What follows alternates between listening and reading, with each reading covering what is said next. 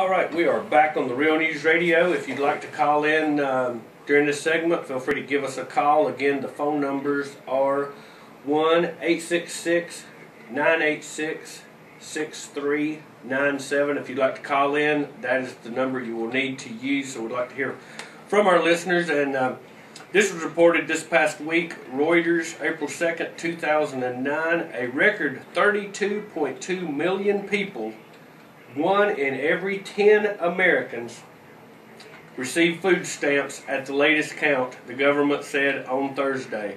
A reflection of the recession now in its 16th month. Of course, you know, the first 12 months they denied we were in it, but food stamps are the major U.S. anti-hunger program and help poor people buy groceries. The average benefit was $112.82 per person in January. The January figure marks the third time in 5 months that enrollment set a record. You reckon we'll see a new record anytime soon, Brian? Like next month? The next time that number comes out? Yeah. A weakened economy means that many more individuals are turning to food stamps, said the Food Research and Action Center, an anti-hunger group using the acronym for the renamed food stamp program, SNAP, Supplemental Nutritional Assistance Program. The U.S. unemployment rate was 8.1% in February, the highest in 25 years. Weekly claims for jobless benefits totaled 669,000 last week, the highest in 26 years, the government Thursday.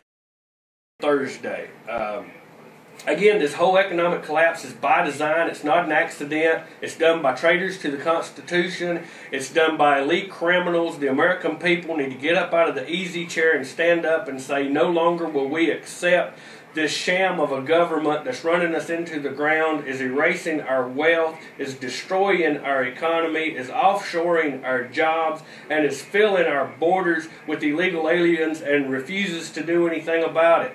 Until we stand up and do something about this news that we keep reporting here is going to continue to get worse and worse. And Brian, you can testify, since March of last year, have we not seen this just like a grade, just getting A, B, C, D, just getting worse? That's exactly what I was thinking right before you said it. Just since we've come on the air last March, I mean, it's just been a precipitous decline. Every week we come on here and it just gets worse and worse and worse. And it seems like the apathy of the American people also, it just never ceases to amaze me at all.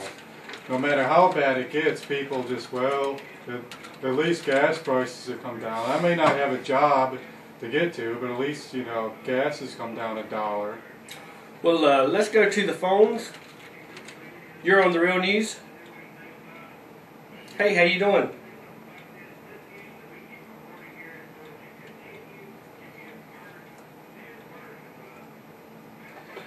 We know, we reported, I believe it was 2 weeks ago, the Department of Defense arm manufacturers. Yes, we have, and we know that that is an end run at our Second Amendment rights. But go ahead and comment on it any way you'd like to.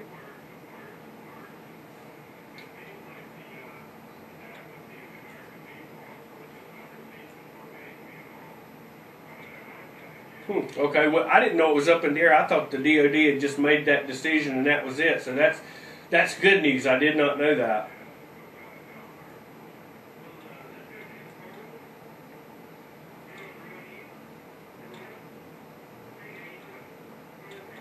No, I had, when Mr. Cobb had informed me of that, I had checked their website, and that was when the story had first broke. And since then, I had not heard anything else to the contrary, so I had assumed that was going to be following through. So I'm glad to hear it. Maybe there was a lot of opposition. Maybe there was a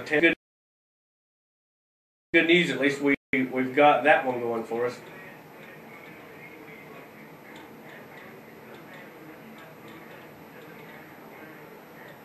Yeah, give us an update. Tell us what the numbers are. Hopefully we'll see guns and bullets flying out of there by, like the one gentleman called in and said, the pallet load, was that what it was, Brian? Yeah, forklift load. Yeah. Okay, is there anything else you'd like to add? Is there anything else you'd like to add today? We certainly appreciate you calling in.